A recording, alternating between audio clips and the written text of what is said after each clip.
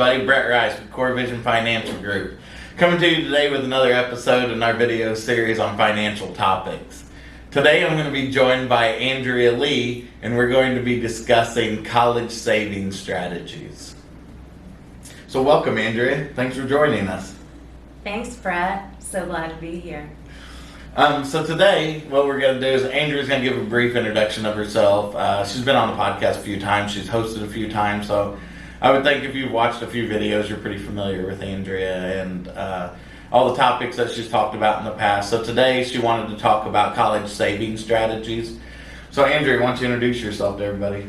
Sure. I'm Andrea Lee. I've been with Core Vision since August of 2017. I am a certified financial planner and really just enjoy helping people kind of work toward the goals that they have, so that whether it's long-term planning for college savings or retirement, just kind of helping them get on track to work toward that goal. Specifically, I think this topic came to mind this summer. We have an intern, and I don't know, it just kind of made me think about college a little bit. It wasn't a topic that we had covered, and so thought it might be something we could touch on. Yeah, very timely topic, right? You know, also, I mean, it's top of mind for myself as my daughter's getting ready to go to college, right? We just did the orientation thing the last 2 days, so for myself, it's a very timely topic and something that I'm like, it is a great topic. I can't believe we haven't talked about it before, so yeah. I think we're going to dive right into that. And we're going to talk about different options and then strategies within those options. So Andrea, you want to get started, and we'll talk about, I think, one that most people are familiar with, you know, a 529. Sure. So I just really wanted to kind of talk about pros, cons, and a little more also about potentially like how these may affect financial aid. If they do, they may not in some certain in some circumstances, but just kind of covering all those, I think, could be helpful, you know, for a lot of people. Yeah. So with 529s, Brett's right. That's probably, I would guess, the most common strategy. But each state that offers a 529 has kind of their own plan and what that looks like. So as far as, I think a big thing in the state of Indiana that we touch on is tax benefits. But the tax benefit in the state of Indiana may not be the same for other states. So that particular situation, you'd want to really talk to an advisor or your state's plan. Typically, if you go to like your state's government page, there'll be a link to the 529 that they offer. And then from there, you know, see what options you've got. From a federal standpoint, the investments that are in the account will grow tax deferred, and then when you withdraw the money, as long as they're used for qualified expenses, you get to do that tax free. So yeah, I think, and I know, I'm sure you're going to talk about this, but Indiana's got one of the better 529 plans that exists out there. So I think for, you know, us and most of the people that we interact with on a daily basis, they're going to be able to have the Indiana 529 as an option.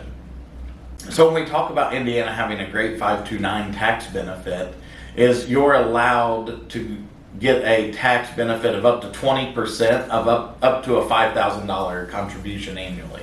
So if you contribute $5,000, 20% of that, or $1,000, you can use as a tax credit on your Indiana state taxes. And that's a huge deal.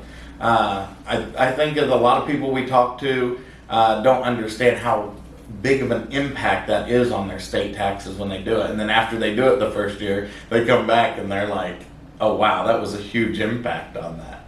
Right, because it's a credit. It's not just a deduction. So let's say that, just for easy math, at the end of the year, you're net zero.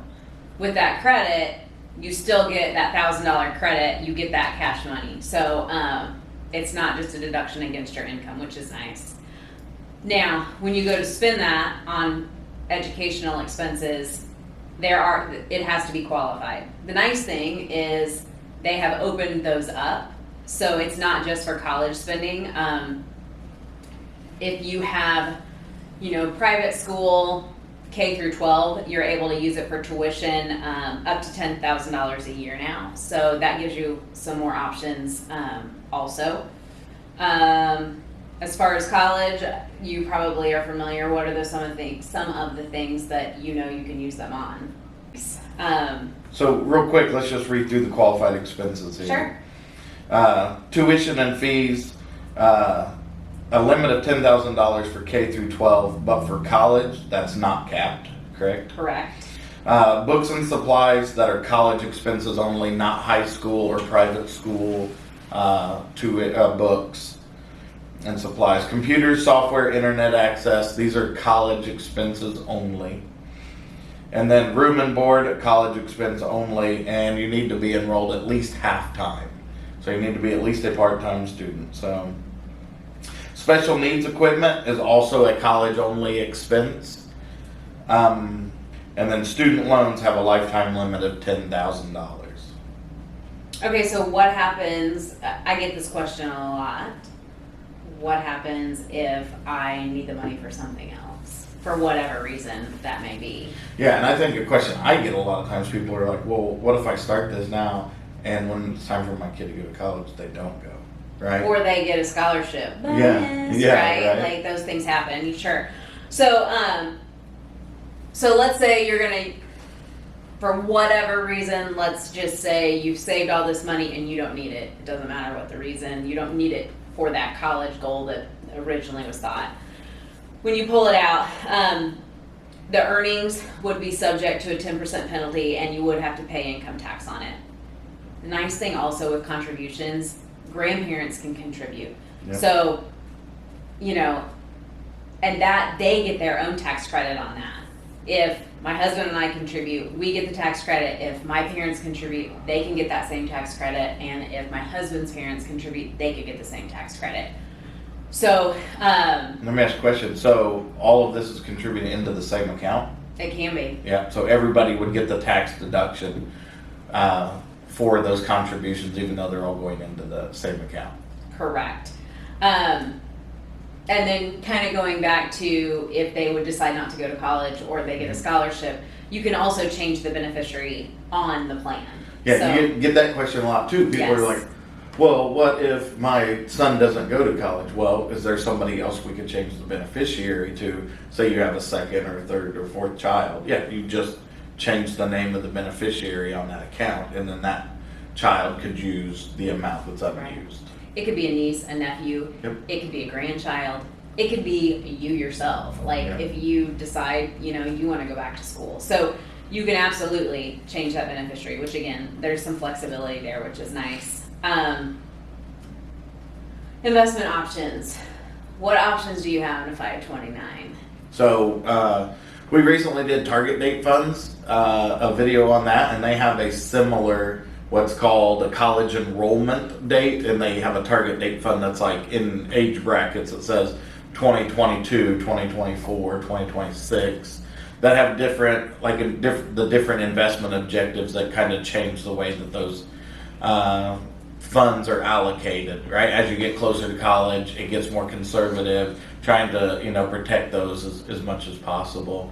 Then you can also create your own portfolios in some of them. Some of them give you options and say, hey, you could go large cap, you could do the different asset groups and create your own portfolio. If for whatever reason you wanted to be more, you know, aggressive in this portfolio than the traditional enrollment date target was. Right. And so you are limited to the funds that your state offers, but it's not like you're limited to one fund.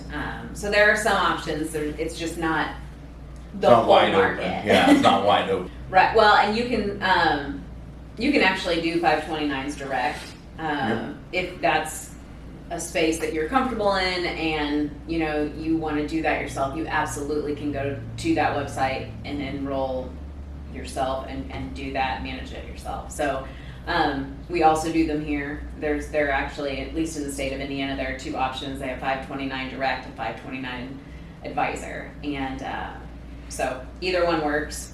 All right, and then another question that I think is common is, you know, the whole financial aid and if that affects it, and if so, how. So for a 529, the account is treated as the parent asset and not on the student, so it wouldn't have to be reported on that FAFSA form. Okay, so wrapping up on the 529 and topics about, is there anything else about a 529 that we want to talk about? I'm trying to think off the top of my head. I think we covered all the big things. Distributions are, you know, the ones that we work with are done the same way, right? We just go into the same website. We say, this is who needs to be paid, and we can mail checks directly to the institution, straight to the bursar's office or whoever that is. We just put it right in there and it goes straight there, and it's all done pretty seamlessly. It doesn't have to be, oh, we got to transfer money to this account, write a check out of that account, then mail. It's a lot cleaner than that than it used to be. Used to be you took a check distribution out and then turned that money over to the school. But now we can electronically issue a check directly to the school. There's some information that we need to do that. Yep. But that should be on, you know, the statement itself. So. All right. So next we'll cover Coverdale's. Coverdale. Which I think personally, I think that's what kind of the 529 took the place of. Originally, these were, I think, always were, you know, designed for college savings, just maybe not as well as the 529. But again, with a Coverdale, you have tax-free interest, earnings, and withdrawals that are for qualified higher education expenses and K through 12 expenses, up to $10K per year on the K through 12. That all is tax-free. So that part is similar, right? So when we're talking about contributions to a Coverdale, Andrea, we're talking that there are income limits, right? $220,000 for a couple and $110,000 for an individual. So contributions on a Coverdale, max $2,000 a year per beneficiary, right? No matter the source, sources, up until they're 18 years old. at which point you have to stop contributing. It must be used by the time they're 30. Correct. But you can change that beneficiary. Correct. All right, so Coverdale probably making its way out. Contribution limit has not been increased in quite some time. And now that 529s are able to be used on K through 12 expenses, there's just not really, they don't have enough benefits, or unique benefit, if you will, to make it worth it. You can change the beneficiary like you can a 529. One thing that they do offer that a 529 doesn't is you've got a much more open architecture on the investment options. So if that's really something you're into, maybe this is the route you want. But again, you're only able at most to contribute $36,000 to this. Over 18 years. Yeah. So may make sense in some situations, but probably not in most. And as far as the financial aid, the value is counted as the parent's asset. So no matter if the parent or the student owns it, it's considered a parent asset. So that's not going to affect your financial aid. So that's a benefit. Yeah. Okay. All right. Anything else on Coverdale? I mean, I've never, helped a client open a Coverdale or used a Coverdale. So my experience with Coverdales is only really to textbook and study stuff. Yeah. So I'll be honest, when we covered them in my training, literally they said, we need to cover these because they are in existence. So you may come across them, but you're probably not going to open any new ones. So. Yeah, I think the area where these might, be considered useful is very, very, very narrow. And it keeps getting more narrow as the 529 becomes more robust. Sure. So. Okay. All right, so next, another strategy that I think is somewhat popular is UTMAs and UGMAs, depending on the state you live in. Okay, so explain UTMA and UGMA. Brett, what does UTMA stand for? A Uniform Transfer to a Minor Act. And UGMA? Is a Uniform Gift to a Minor Act. All right, so those are both two really big things to just say guardianship. Right. Yeah, these are custodial accounts opened and managed by an adult that will end up, being transferred to a minor child. At their age of maturity, which is dependent upon which one they have. Right, which type of account they have. So, one is at age 18, one is at age 23. So one of the benefits is these accounts are open in the child's social security number. They are the child. They just, the child obviously isn't old enough to manage the assets. And so the guardian would do that. A benefit is it's also considered separate from the adult's estate. Right, because it's in that minor's Right. so it would be removed from the adult's gross estate in the event that became an issue. However, the earnings and the gains are also taxed to the minor because they're in their social security number. So any unearned income that is over $2,300, and that number will change as years go on, but that's subject to the kiddie tax, which is going to be at trust and estate rates, which tends to be the highest tax rate that exists. So if those accounts get super large, that could be a deterrent.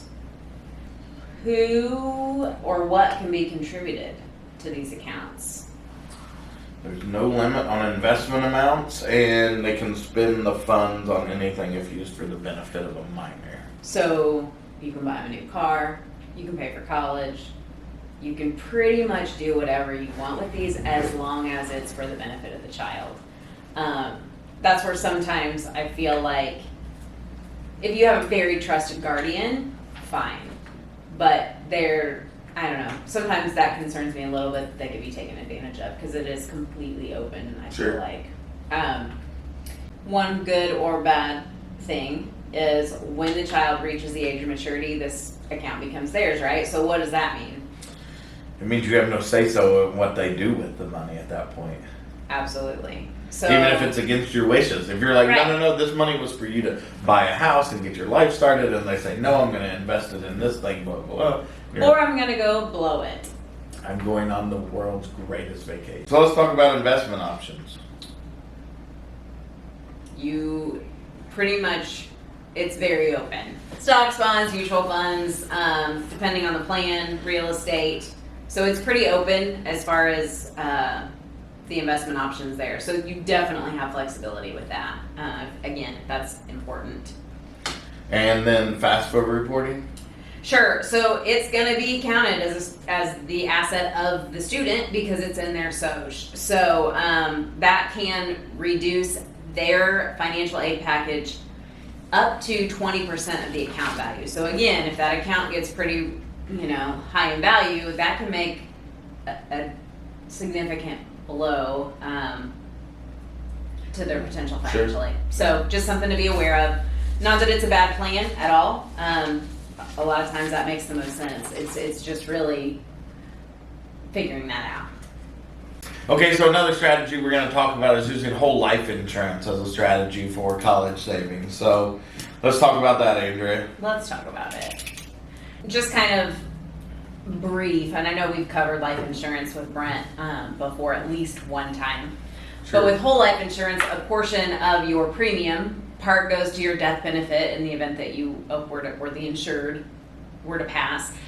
Another portion goes toward the cash value in that policy to build over time. So with the cash value, there are some options. One being you can take a loan from that policy. Now that would lower the death benefit until that money was paid back, but that you would have that cash value as a loan option. As far as tax, the death benefit is tax-free to the beneficiary, and that cash value, grows tax deferred, and you might be able to take it as a loan or withdraw that money without tax consequence. It just kind of depends on how quickly that policy, and it could take 10 plus years for that portion of your premium to outweigh the cash value in that policy. So more of a long-term plan if you're looking at college for this one. So they need to be purchased when the child is very young, preferably probably before the age of 5. Yeah, so it doesn't make sense to do one of these if you have a kid that's like 10. Correct. Because it won't have enough time to build up the cash value. Exactly. Okay. Right. Investment options. Not applicable. Right. In this situation, that's just not what's happening. You just don't have any control over those, right? But benefit, life insurance is not going to be included on that FAFSA form, so it's not an issue. Okay, so yeah, something, most people probably aren't thinking, oh, I could use a whole life insurance policy as potential college savings. But like you said, it is an option, so we want to talk about it. We want to throw it out there just so people can say, oh, that's something I'd never thought about. And as you walk down and you go through some of these pros and cons and, hey, when does it need to be started? How does it work? They're going to kind of, I think, eliminate some of themselves as a strategy that you can use just based upon, like Andrea said, you need to do it when they're really, really young. So for some people, that's not going to work, right? I mean, you got kids that are already teenagers. It's obviously not going to be an applicable strategy. Yeah, so like you said, if the skies open up and your kids were to get scholarships and they didn't need that money, they would still then later on in life have the ability to go back and take a loan against that loan. Absolutely. So yeah. Yep. Sure.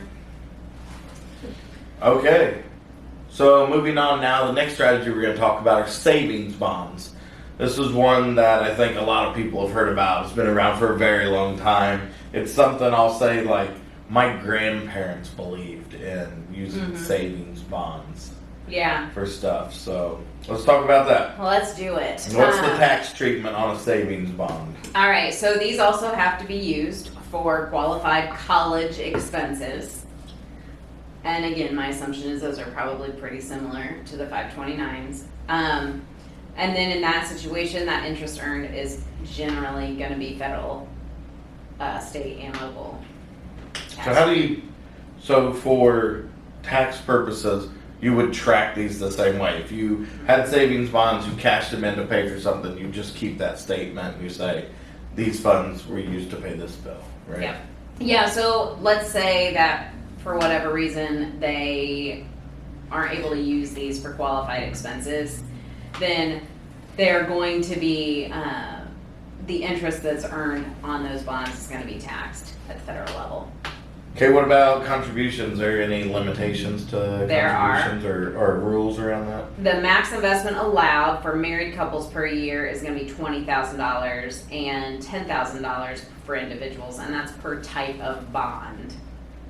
So there are Series E and Series I U.S. savings bonds. They are issued by the U.S. federal government. They're looked at as being low risk. They are assured by the full faith and credit of the U.S. government. So how does this reporting of a savings bond on a FAFSA look? It's going to count as an asset to the child. It's in their name. So the savings bond in the child's name gets reported on the asset, or on the FAFSA as a child's asset. Yeah. Okay. So again, maybe something that makes sense. It's probably not going to create a ton of return. But any savings for college is, it's help. Better know. Yeah. Okay, so then we're going to move on from the U.S. savings bonds and we're going to talk about Roth IRAs and the after-tax dollar contributions that go along with those and how we use that as a college savings strategy. Sure. So this was one that I was kind of surprised to see it on the list of popular options because it wasn't really one that I had considered much. I knew that there was the option, but just being honest, I haven't really known anybody to do this route. Doesn't mean that it doesn't make sense for somebody. So with a Roth, you're going to take after-tax dollars, and those are going to grow tax-deferred. Those are going to grow tax-free, and then those withdrawals, as long as they're after age 59 or for a qualified withdrawal, then they're tax-free.